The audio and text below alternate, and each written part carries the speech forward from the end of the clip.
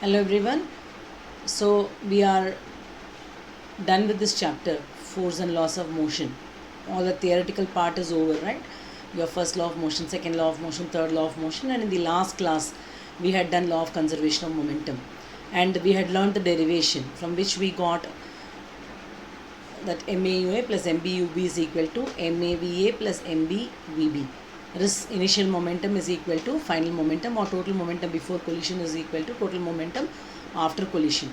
So whenever you are talking about conservation of momentum, there is no external force acting there, right? Then we also saw the example of a truck which is moving at a very high speed, hits a stationary car. The car begins to accelerate. This is because the momentum lost by the truck is gained by the car. So we learned that momentum is never created or lost. Momentum lost by one object is always gained by the other object. It always exists in an isolated system. We learned that.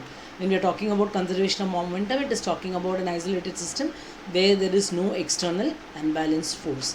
Okay. In today's session, we are going to learn how to solve the sums based on law of conservation of momentum, your second law of motion, all those things. So before doing that, you have to be thorough with these formulae, like F is equal to ma, which states your second law of motion. MAUA plus MBUB is equal to MAVA plus MBVB, stands for your law of conservation of momentum. This V is equal to U plus AT, V square is equal to U square plus 2AS, and S is equal to UT plus half AT square. These are all your equations of motion, three equations of motion which are done in your previous chapter, that is motion. Then A is equal to V minus U upon T is your formula for acceleration. P is equal to mv is for momentum. So these formulae you have to keep in mind before we solve the sums. Okay.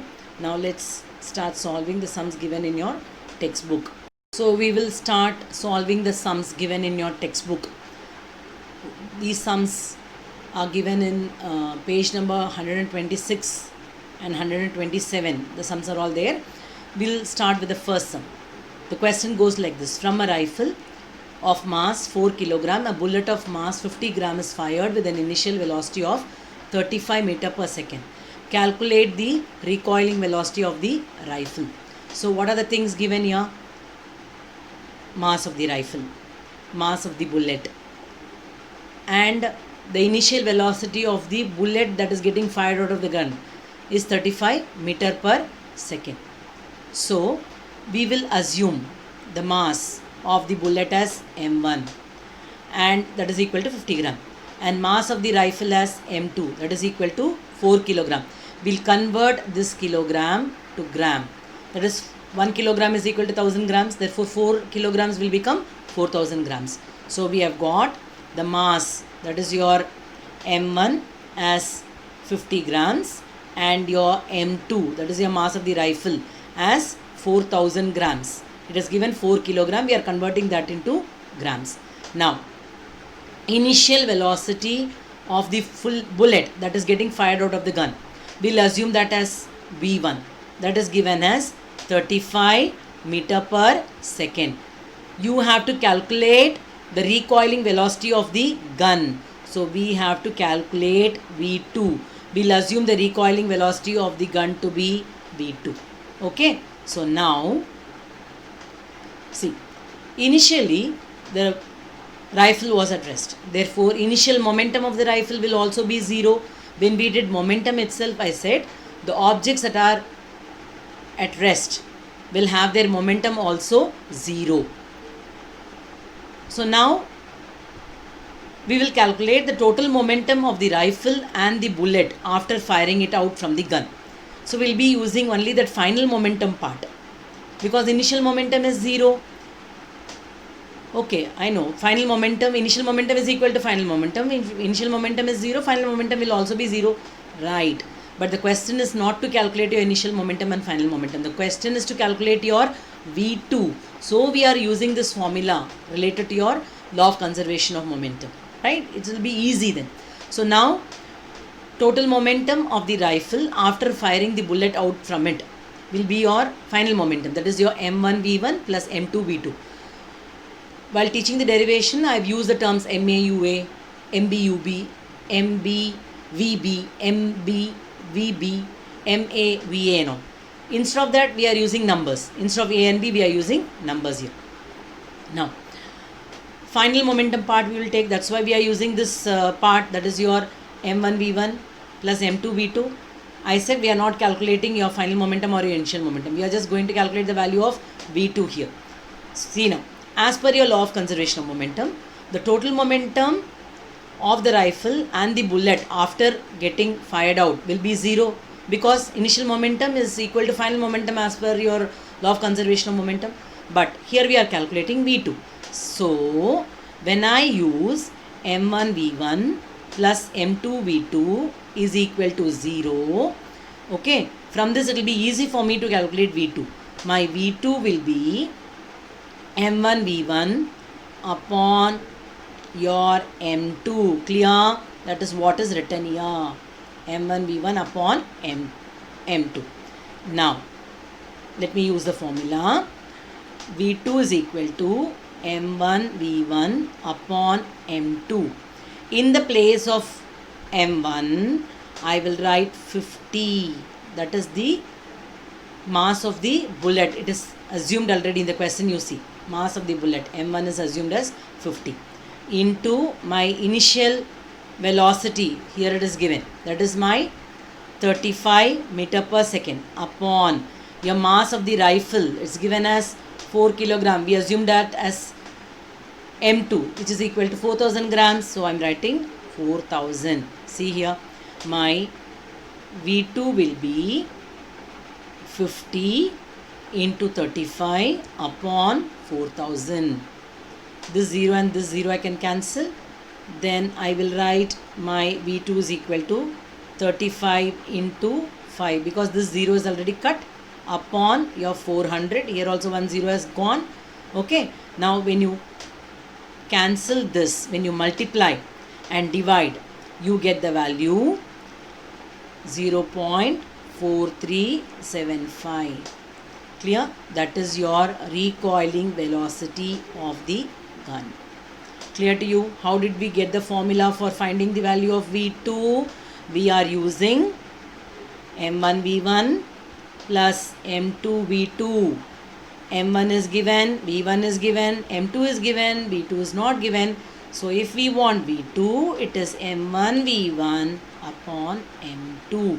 By substituting the appropriate values which we have taken here, we will get the answer for the recoiling velocity. Clear? Yes. Second sum now. There are two objects of masses 100 gram and 200 gram. They are moving along the same line and in the same direction with velocity 2 meter per second and 1 meter per second. That is, the velocity of object A, initial velocity is 2 meter per second, and initial velocity of the second object is 1 meter per second. They collide with each other, and after collision, the velocity of the first object is becoming 1.67 meter per second, and of the second object, it is not given. You have to calculate. So obviously we have to go for your law of conservation of momentum, right? That is M1 U1 plus M2 U2 is equal to M1 V1 plus M2 V2. So since two objects are given, we are using the name object A and object B. So mass of object A we assumed as M1, which is equal to 100 gram. Mass of object B will be M2, that is 200 gram. Initial velocity of object A, which is your U1, that is 2 meter per second. Initial velocity of object B, U2 will be 1 meter per second. So after moving in the same line and same direction, the velocity changes of object A to 1.67, and they have not given the value of V2. Now to calculate V2, we have to use the conservation of momentum formula. That is your M1 U1 plus M2 U2 is equal to M1 V1 plus M2 V2. So this is your total initial momentum. Your law of conservation of momentum states that momentum before collision is equal to momentum after collision. Momentum before collision is your initial momentum. So that is your total initial momentum. That can be calculated using the formula M1 U1 plus M2 U2. So in the place of M1, you are substituting 100. In the place of U1, it is 2. In the place of M2, it is 200. In the place of U2, it is 1. So 100 into 2 is 200 and 200 into 1 is 200. So 200 plus 200 will give you 400. Therefore, total initial momentum, that is total momentum before collision, is 400 gram meter per second. Now, see here. Your law of conservation of momentum states that total momentum before collision is equal to total momentum after collision. We have calculated your total momentum before collision, that is your initial momentum, total initial momentum as 400. So we want the value of V2. For taking value of V2, we will consider this part, that is m1 V1 plus m2 V2 is equal to 400. Okay, now this V2 is needed by us. Let's substitute the values. 100 for m1, V1 is 1.67 and m2 is 200, V2 is not given. Okay, now when we do 100 into 1.67, this is 100. Okay, 100 into 1.67 will give me 167. Why? It's a decimal number. When you multiply by 100, the decimal point gets removed and it becomes 167. So now this portion will be, that is your, we are doing this, no, m1 V1 plus m2 V2. So this we have calculated as 167 plus 200 V2, which is equal to 400 gram meter per second. Now we want V2. If we want V2, 400 minus 167 upon 200, right? That is what is given here. When you subtract 167 from 400 and divide by 200, you get the answer 1.165. Therefore, the velocity after collision after object B will be 1.165 meter per second. Clear to you? Yes. Now let's solve the next sum. A truck starts from rest and rolls down a hill with a constant acceleration. It travels a distance of 400 meter in 20 seconds.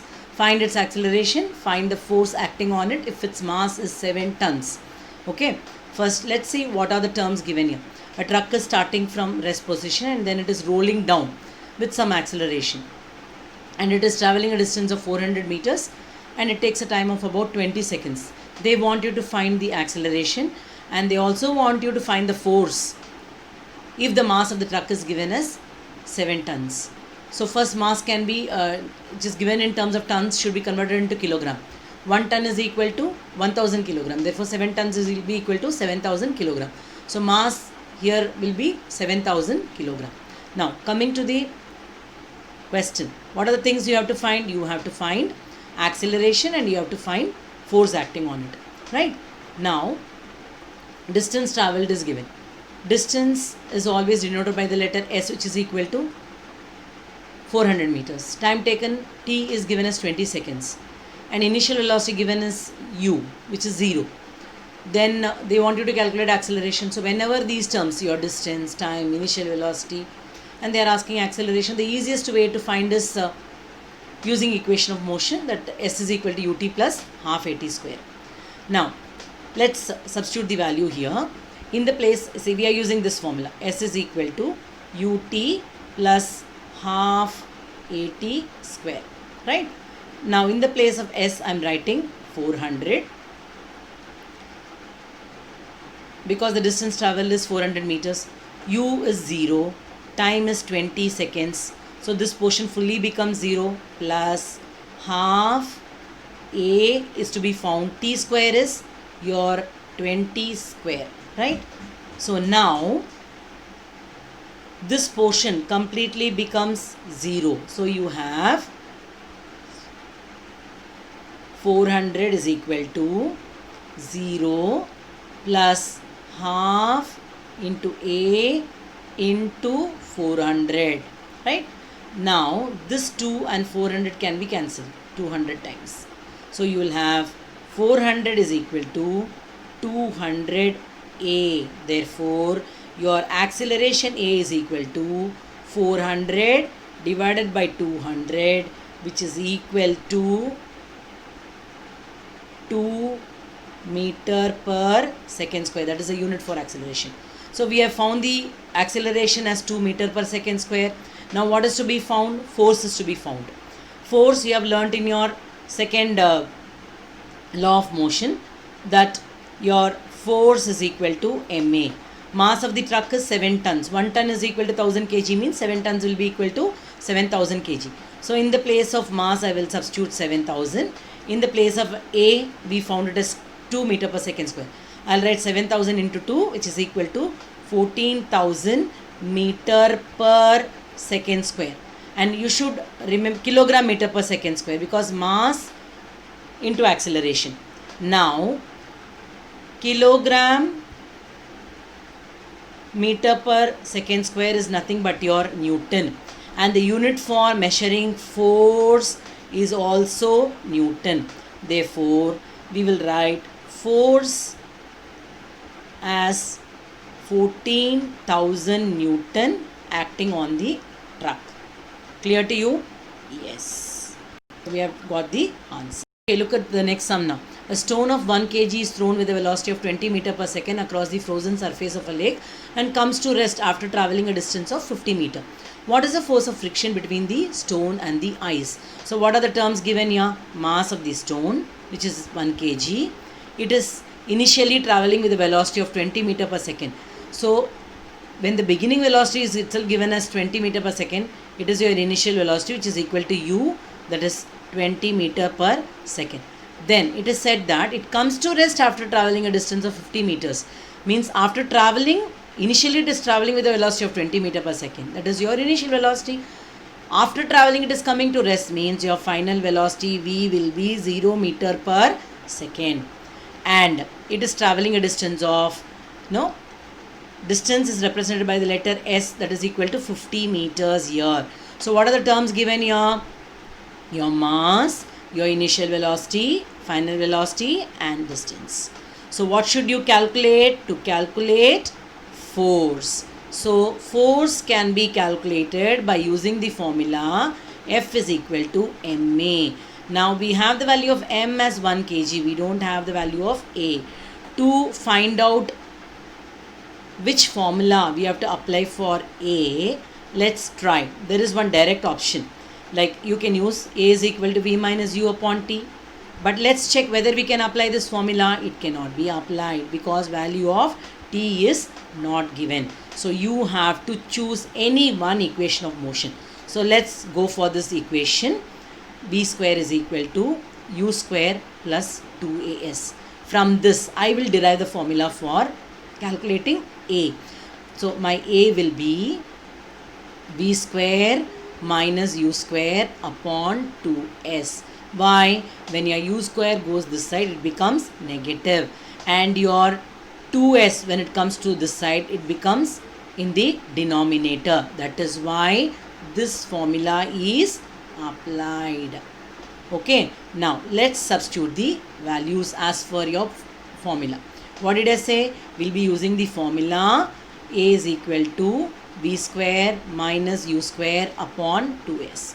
Now in the place of v square, we'll use 0. Okay.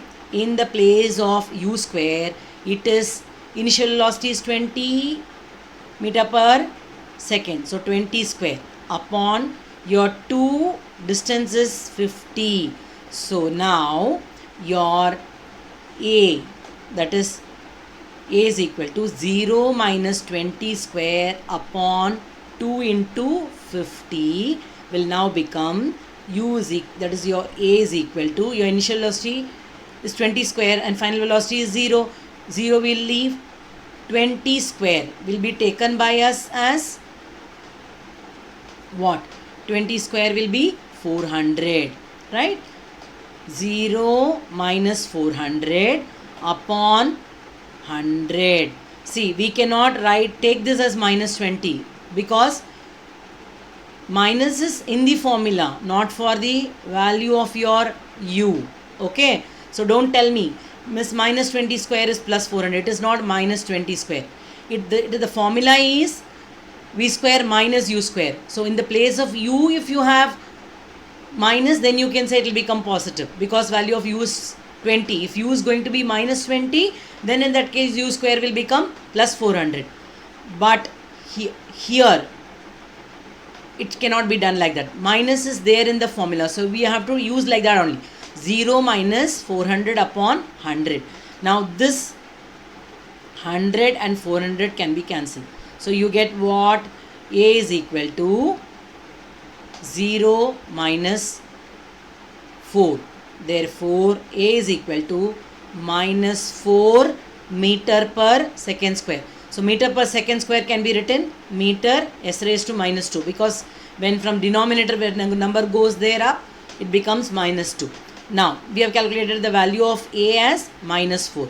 Now by applying the value of A, we will calculate what is the force applied there. F is equal to ma. In the place of m, I will write n.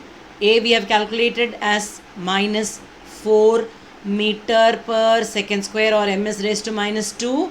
So my F will be, I said here 1 kg is there. So my answer will become minus 4 kilogram meter s raised to minus 2, or per second square. So this kg meter s raised to minus 2 or kilogram meter per second square can be written as Newton. Therefore my F will be minus 4 kilogram meter per second square. This meter per kilogram meter per second square can be written as Newton, because unit for force is Newton. So I will write F is equal to minus 4 Newton. That is how you have got the answer here. Clear? Yes. So we have done 4 sums now. I hope it's clear to you. Keep practicing. Okay. I have attached you one worksheet. Please practice that. Okay, and get ready for the next session. Till then, take care. God bless you all. Have a good day.